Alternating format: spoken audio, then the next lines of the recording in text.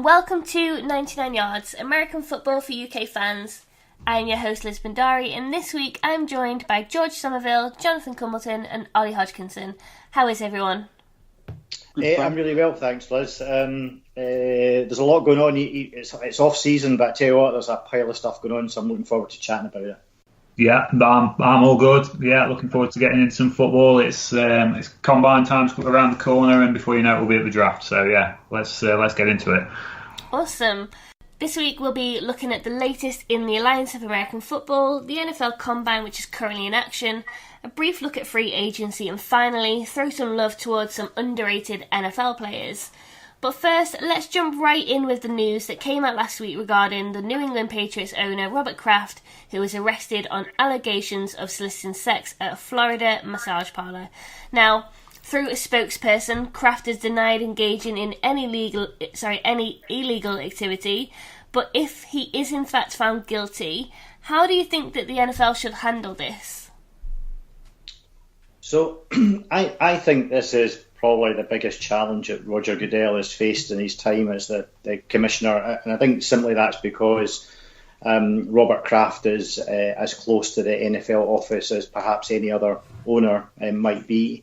So whatever, let's face it, Goodell comes under criticism on a daily basis. Whatever he does is probably going to be criticised. But this is an interesting one insofar that first time the Patriots have been involved in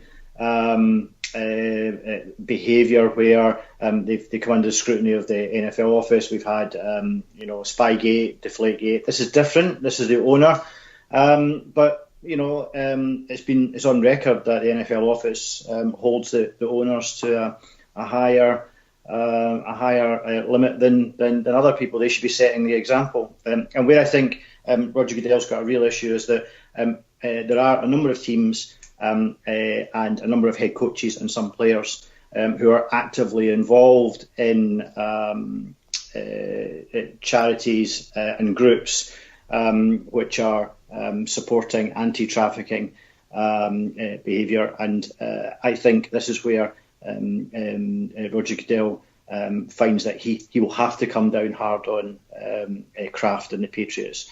And then the question is, what does that look like?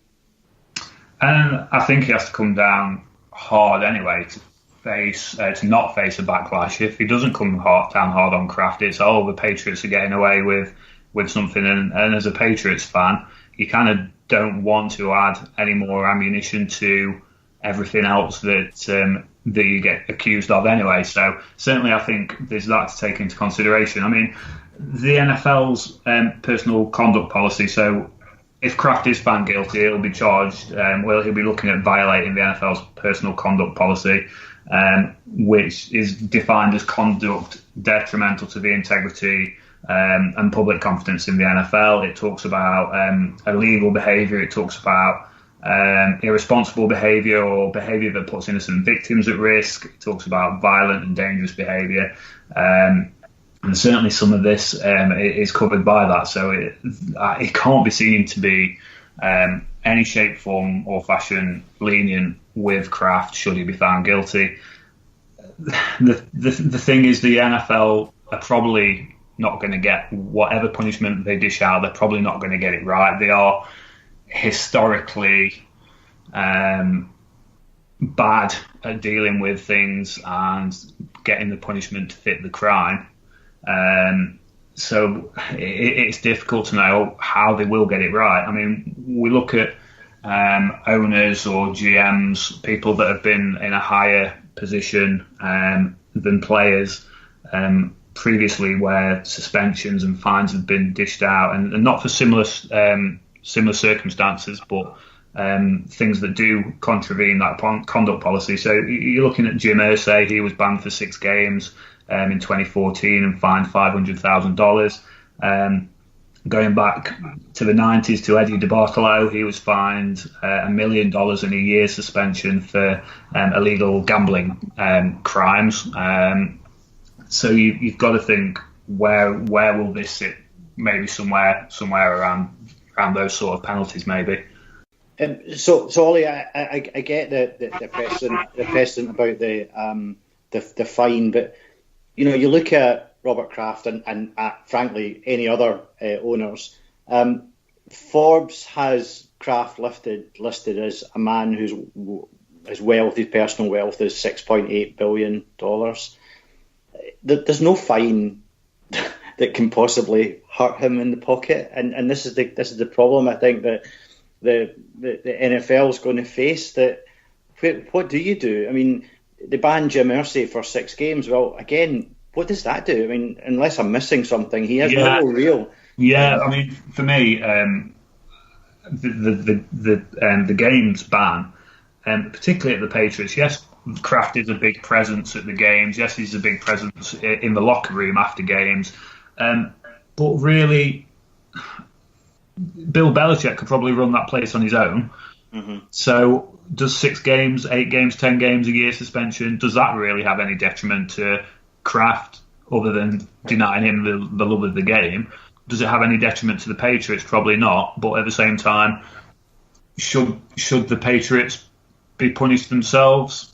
It's a really difficult one. It's such a difficult thing to know how to get it right. And like I said, the league is historically and famously bad at getting these sort of things right. So you really don't know how they're going to go about getting it right in this case. I think it's so difficult.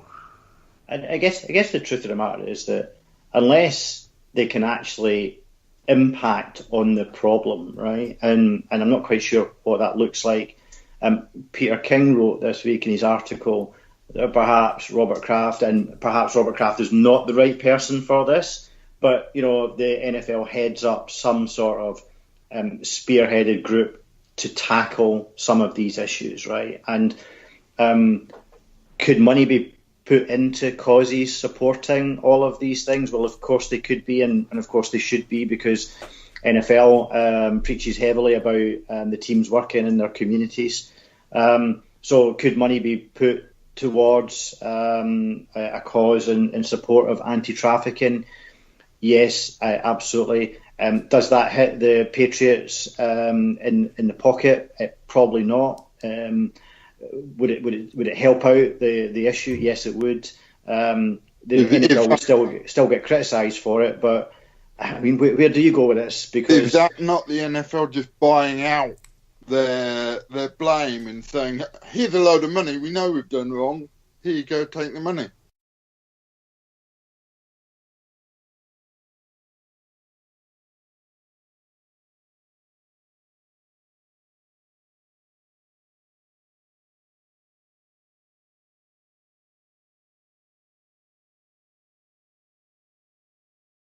Because that's what it sounds like. I think that would give it an accusation easily levelled at them, Johnny, to be honest. But I just wonder, and I'm not, not trying to condone any of this, but I'm just wondering when it's an owner, if it's a player, and of course players get maligned all the time, but a player or a coach, and you ban them for 6 games or a season or 2 seasons or indefinitely, in the case of Ray Rice, then that hits them where it's hardest. But with an owner, I just don't know where.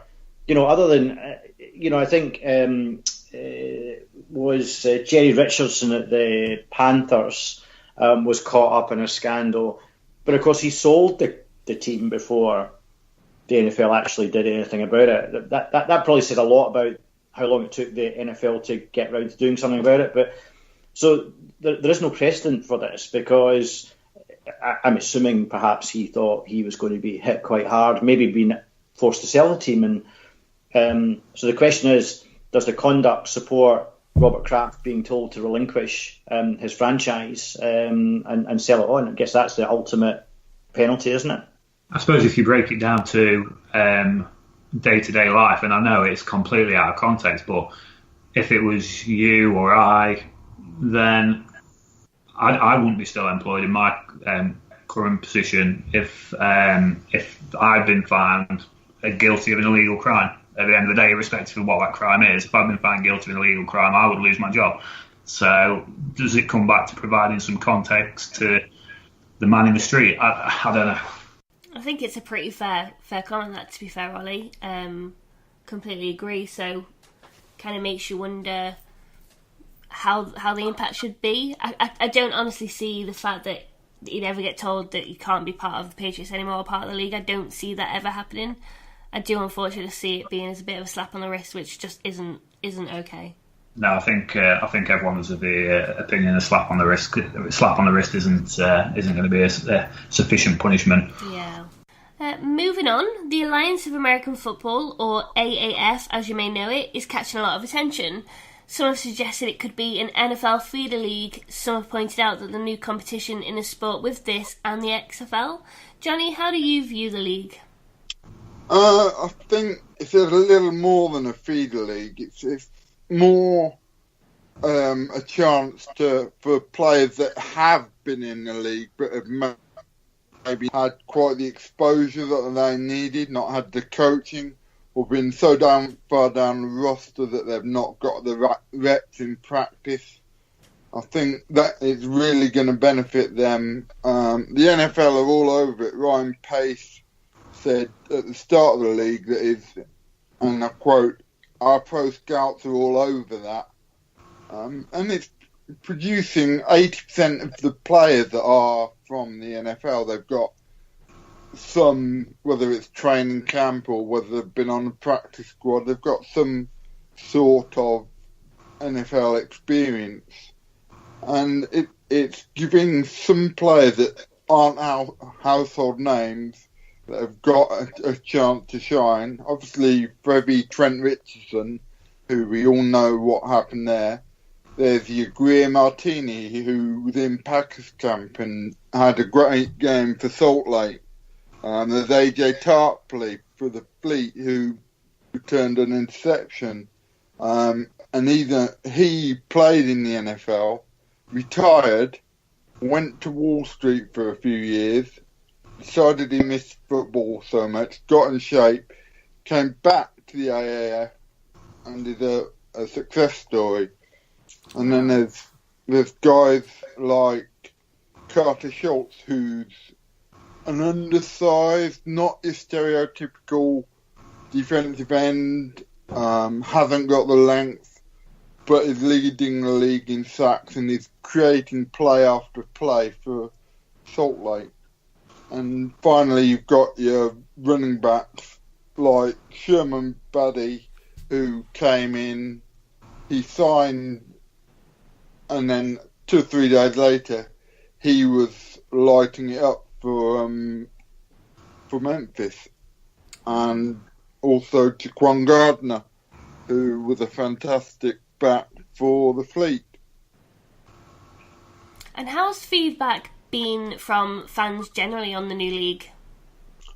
The ones that I've spoken to, and this includes a few of my friends, they say that it's not as good as the NFL, but if you're expecting it to compete with the NFL, then you're going to be disappointed. But that's why it's set up for this February spring slot, so that it gives that development. I think they need to work on the fundamentals. I mean, across the league, there's been no end of dropped passes. But is that the pro game catching up with them? Is that them trying to do too much? I don't know. And I don't know how you eliminate that element short of continuing with the reps. But the league seems to be generating interest, and most people that I know that have watched have been at least intrigued and picking out players thinking, oh, I know him, he used to play for so-and-so. Oh, I know Josh Huff, he used to play for the Eagles before he got arrested. And various other players. Well, it'll be interesting to see how it develops and whether, it's something that builds and builds. So, yeah, be interested. Shifting gears now, we've had the annual NFL honours. But who are the underappreciated stars of the NFL? Let's go around and pick a player who we feel doesn't get the love they deserve. Let's start with you, George. So I'm not sure if he's underappreciated. Certainly not in the city that he plays in. But A player that I knew very little about at the start of last season was Kevin Byard at Tennessee Titans. And it came onto the radar when I went to the Tennessee press conference, and he was one of the guys who was part of the media day. And so the first thing that struck me was, for someone who I didn't know very much about, he talked very effectively about the team, and by that he came across as a captain of the team without any question. And I think as his season moved on, it became clear that here is a leader in this team, and this is a guy who's going to drive Tennessee forward for a number of years to come. I was very impressed with him. I think he had an exceptional year. I think his numbers suggested that he was probably one of the, if not top safeties last year in the NFL, and he recorded 90 tackles over the course of the season, and actually threw, amongst a number of other things that he did, because his stats are quite impressive, he threw a touchdown. So here's a guy that I think has a very impressive season behind him. He's not new to Tennessee; he's been there for a few seasons, but certainly someone on my radar. I thought he was exceptional. I think, for me, I've picked a player that hasn't got a whole lot of recognition. From a team that doesn't get a whole lot of recognition, certainly not this year because of the way they've played. And I've gone for Gary Connolly. And he started off injured and so was benched and didn't play particularly well. But you look at what he did later on in the season, and he was responsible for that defence that held Tyreek Hill to 13 yards on one catch. He was responsible for part of the defence that held Antonio Brown to 35 yards. We're talking about two of the best receivers in the game here. And the guy's, I mean, he's 6 foot, 195 pounds, but he runs with the 4.4 speed. And he's got great feet. His ability to either to bump and run or to jump in coverage it's certainly on one of the higher points for the Raiders, and I know they didn't have many. They certainly didn't have many. I came into this all fired up for my man James White from the Patriots. But listening to you guys talk about defence, that's got me fired up a little bit more for defence. My man, I'm going with, is Joe Schobert of the Cleveland Browns. He's a linebacker. This year, the Browns' defence has improved immeasurably, and you look at players on the line like Myles Garrett. You look at players on the back end like Denzel Ward. They've got a lot of the accolades for how that defence has performed this year. But Schobert's a triple-figure tackle guy, so 100 odd tackles this year, 103 I think, 144 total tackles last year. He's contributing with sacks, he's contributing with forced fumbles, he's even contributing with interceptions at linebacker. And he's just a guy you don't hear talked about a lot. I put him in my AFC North team of the season. I think he's a hell of a footballer, and just a guy who doesn't get much respect for what he does in this league. Yeah, I love Schobert. He's great. He's awesome. He does it all. Exactly. And he can blitz. Yeah, exactly. He's got it all, and you never hear him mentioned. You never hear him talked about. I think that's the problem with the Browns, where they have got those high draft picks. You don't hear about the lesser guys. Yeah, exactly. Now, as many of you will know, the NFL Combine is happening right now. Ollie and George, as part of our college team at 99 Yards, whose draft stock could be affected most with an outstanding Combine showing? I think, firstly, this week, everyone's going to be looking at Kyler Murray. You can't escape that this week, which is a shame for the rest of the quarterbacks in the class, because there's some real competition behind sort of Murray and Haskins between your likes of Drew Lock, Daniel Jones. Will Greer, people like that. That could be a real sort of competition in the combine to see who separates themselves from each other there. And then Drew Lock looks like the front runner out of those. But everyone's going to be looking at Kyler Murray. They're going to be looking at what does he run in the 40? What drills does he participate in? And there's going to just be a lot of buzz around him. So that's the first thing that everyone's going to be looking at this week, I think. For me, the biggest thing, and it sounds daft, it sounds really daft, that a guy who is an almost consensus number one overall pick has probably got the most to prove at the combine this week is Nick Bosa. No one's seen him since September. He had surgery on an injury on the 20th of September, and he famously now said he wouldn't return to Ohio State to finish his career there so he could concentrate on the combine and the draft process.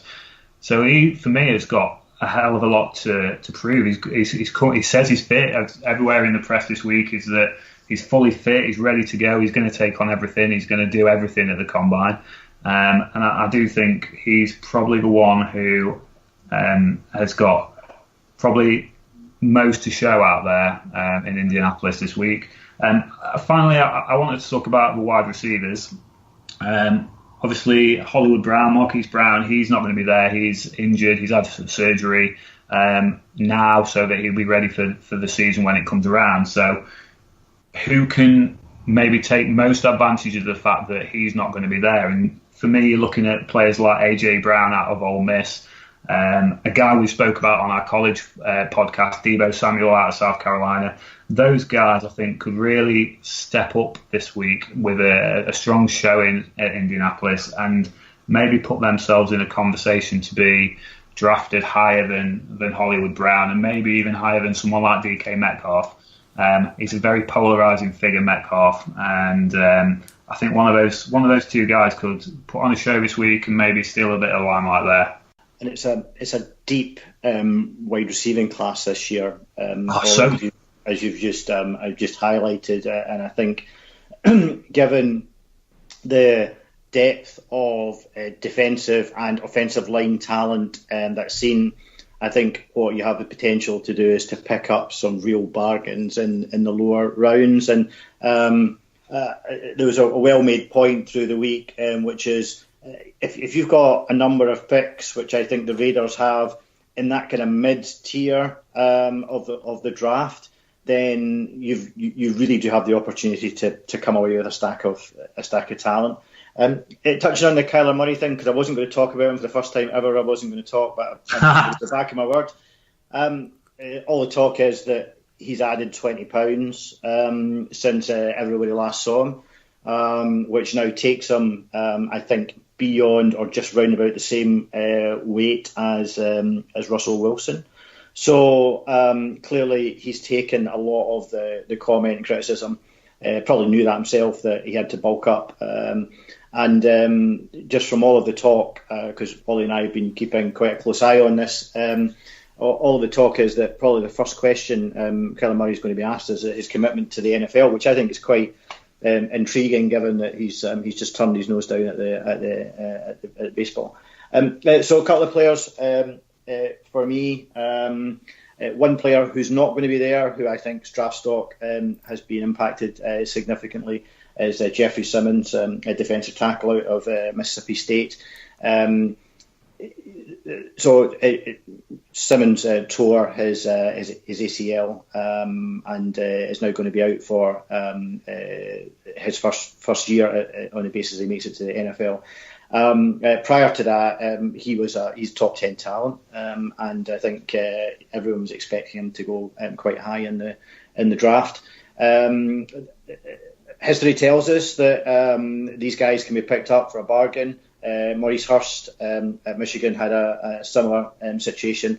Clearly now doing particularly well for the Raiders. I think he went in lower round. I'm going to say 3, but I can't quite remember. So you can pick up a bargain there. Certainly, Jeffrey Simmons would be very similar talent if you pick him up in the lower rounds. Someone who is going to be there and has a lot to prove, much like Bosa, Bryce Love, the running back at Stanford. We talked about him on a previous college podcast where only 2 years ago he'd run up in the Heisman and then has had actually two significant knee injuries. This guy is a proper talent, easily the best running back in the draft, but with two knee injuries in very quick succession, there's a huge question mark over whether Bryce Love can return. If you pick Bryce Love in the fourth round and he becomes a very fit Bryce Love, then you've got a proper bargain. But there's a lot of debate over whether he can do it, and the Combine will show us if he can. I've got a couple of guys who I think will be interesting to watch, but as most people that have read any of my columns know, I hate the Combine and it's extremely overrated at the underwear Olympics. But I do think that TJ Hawkinson can really stand out with his agility. He does everything well. He could test off the charts and is in a similar vein to Rob Gronkowski in that he can block well. His pad work will be fantastic. And I expect his measurables to be pretty impressive.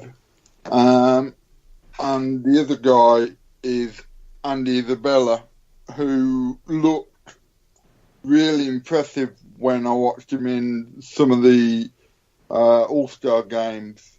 And he was just all over the field making good catches.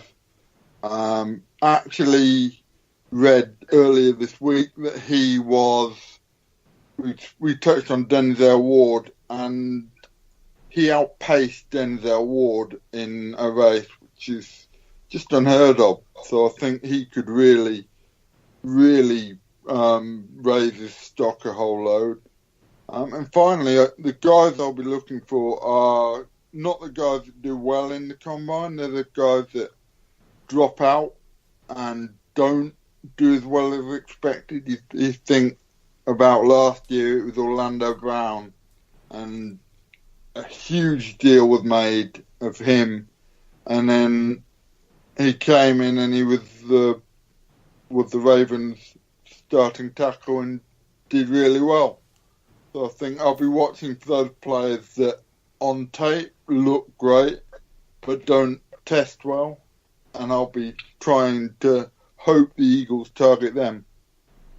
Just picking up on something that Johnny said, I know Johnny's opinion on the Combine, and something that myself and George have discussed privately as well is how important is the Combine now these days? Because you've seen this year in particular, there seems to be a number of players choosing to forgo the Combine in terms of having surgery now when they might possibly have it later. I spoke to a couple of guys who aren't at the Combine this week, Penny Hart and Jimmy Morland, and neither of them were overly concerned that they weren't at the Combine, that they've got their pro days to come, that their game tape is already out there. How important really is the Combine? And I spoke to Drew Tranquil, and he said they do a load of drills at the Combine that they've never done before and presumably will never do again. So is the Combine is as important as people make out in the eyes of players? I'm not so sure it is.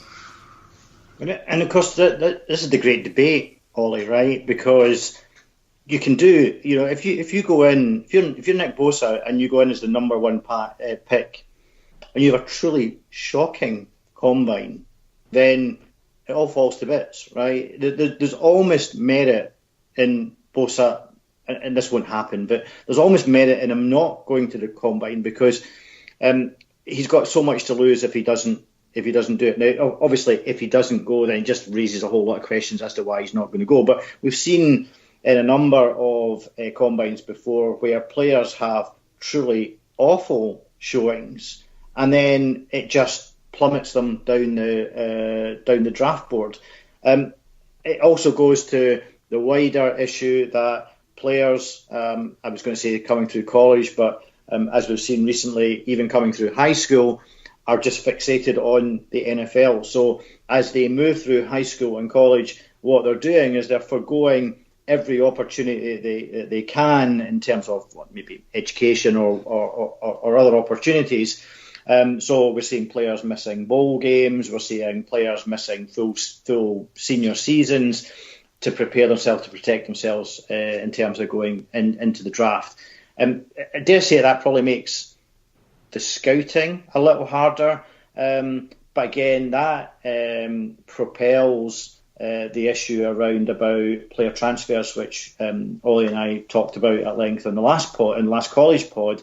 There's more and more players in college transferring to get game time to put on tape, so that they've got a tape that they can, tout to scouts, and therefore, if they've got a good enough tape, the question is, do you need to go to the combine? So it's kind of self-propelling, but it's part of the wider industry, I think. Now, the arms race for some of the top free agent talent in the league will shortly commence. DeMarcus Lawrence, Le'Veon Bell and Earl Thomas are just three of the big names hitting the open market. Have you any thoughts on this crop of free agents? Are there any under-the-radar players that you'd like to see get picked up? George, let's start with you. So I'm going to go rogue on this, and it's not really a free agent, but everyone's talking about Antonio Brown. So the Steelers GM's come out and said, he's not going for free, we're going to trade him. That in itself, I think, is very interesting. If I was the Steelers, I'd be doing exactly the same thing. So there's no criticism of the Steelers here. I think there's a lot of issue in teams watching the combine with maybe an Antonio Brown in mind, because if you don't pick up Antonio Brown as your wide receiver, who are you going to pick out of the draft? I know that's oversimplifying it. In the same position as Des Bryant found himself last year, right? So Des Bryant found himself last year. So I think this is the start of a very interesting period. Where Brown goes to, I don't know. I've heard Carolina, Washington, Tampa, Jets, Oakland, all mentioned. Who can tell? But for me, that will be the number one recurring story over the summer as combine, draft, free agency all unravels. Where's Antonio Brown going to go to? It's quite interesting this year because we talk about the draft and free agency kind of going hand in hand. This year we've got a very deep defensive draft, and we've got a very deep defensive free agency potentially as well. Obviously at this moment in time you don't know exactly who's going to hit the open market, but of the sort of top 10 free agents on NFL.com, you've got only Nick Foles and Le'Veon Bell as offensive players in that top 10. It's a really deep defensive free agency. I think for me, one of the key cogs in that will be Dee Ford at Kansas. Whether they manage to work out a long-term deal with him, I'm not sure. He's had an awesome season for the Chiefs. You look probably for them, it would make quite a bit of sense to stick the franchise tag on him, see if he can repeat this season, next season, and then try and work out a long-term deal on him. So I think he's a very big cog in the free agency. Outside guys, Johnny talked about Connolly up at the Raiders. Jared Cook, the tight end from the Oakland Raiders, I think he is an underestimated and undervalued player in the league, and I think it'd be wise for Oakland to keep him. But whoever team, if they don't keep him, and whoever team picks him up, they're picking up a top quality tight end who can give you sort of 800 yards in the season. I think that could be my sort of under the radar player for free agency. I think Cook's been underrated for a number of years. and he's a massive guy. When we went to one of the fan events, he was next to Josh Lambo and a few of the others, and he was just, really a big bloke. And for such a big bloke, he runs such great routes, and he's always open. And what more can you want? If you've got a young quarterback that you're looking to develop, I'm thinking possibly somewhere like Buffalo, doesn't it make sense to have him as the ultimate safety blanket? Definitely. But as far as my pick, it's not a sexy pick, and it is sticking with defense. But I've gone for one of the big boys up front. I've gone for Grady Jarrett, who you just don't hear mentioned as much because he plays defensive tackle. You hear all about the linebackers are going to rush from 3-4. You hear all about the 4-3 defensive ends. But Garrett, although he's rated very highly, you don't hear about him.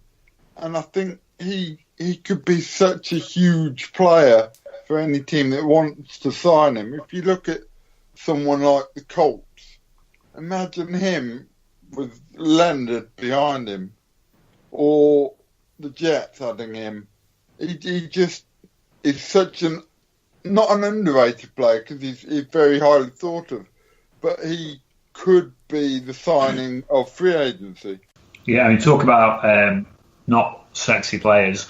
I don't think there's a group of players that is thought of as being less sexy than offensive linemen. Well, I go back to Kansas City. Mitch Morse, the centre there, he's not been able to be healthy over the last couple of seasons, but when he has been healthy, he has been a linchpin of that offensive line, which has been fantastic for a good couple of years. So that's another guy to keep your eye out for, I think, through free agency. Does anyone think that Nick Foles is going to start the season anywhere other than Jacksonville? No, I don't think there's anyone in the league who thinks that Nick Foles won't be in Jacksonville at the start of the league year. It certainly looks that way, I have to say. And I've been an ardent supporter of Blake Bortles for some time, but he's still there. But I have to think that given what's happened now, Nick Foles. Johnny, you'd be sorry to see Nick Foles go?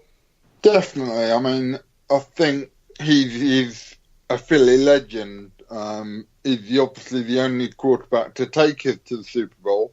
Wentz had a huge deal in that, and there was, Will Starton played amazing that year, but it was Foles that got us through the playoffs, and it was Foles that went toe-to-toe with Tom Brady and beat him, and one of only two quarterbacks to do that. And so definitely he's always going to have a place in Philly, and just his outlook on life is impressive if you ever hear the guy speak.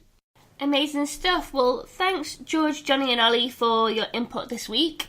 That's all for our show. As always, we'd love to hear your thoughts on the topics we've discussed, and of course any feedback you may have. You can tweet us at 99yards.